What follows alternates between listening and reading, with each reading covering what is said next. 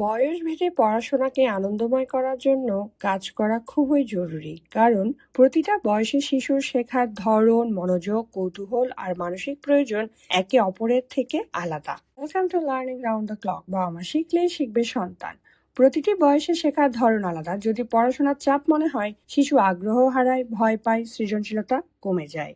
যদি পড়াশোনা হয় আনন্দময়, শিশু শেখাকে খেলা, অনুসন্ধান আর আবিষ্কার হিসেবে নেয়, আর আজীবনের জন্য শেখার প্রতি তার একটা ভালোবাসা তৈরি হয়। আজকে আমরা জানবো বিভিন্ন বয়সে বিভিন্ন ধরনের শেখার পদ্ধতি। নবজাতক 0 থেকে 3 মাস ও শিশু 3 থেকে 12 মাস, অর্থাৎ 1 বছরের মধ্যে শিশুর ইন্দ্রিয় শোনা, দেখা, ছোঁয়া সবচেয়ে বেশি সক্রিয় হয়।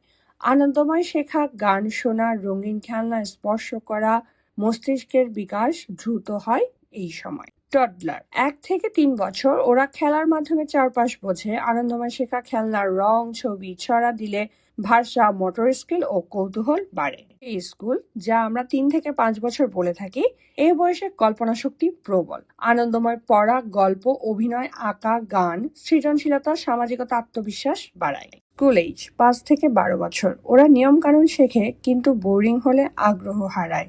আনন্দময় শেখা, গেম, প্রজেক্ট, বিজ্ঞান পরীক্ষা, গ্রুপ কাজ, মনোযোগ, সমস্যা সমাধান, দলবদ্ধ কাজে দক্ষতা তৈরি হয়। কিশোর, টিনেজার 13 থেকে 18 বছর, এই সময় স্বাধীনতা, পরিচয় আর ভবিষ্যৎ পরিকল্পনা গড়ে ওঠে।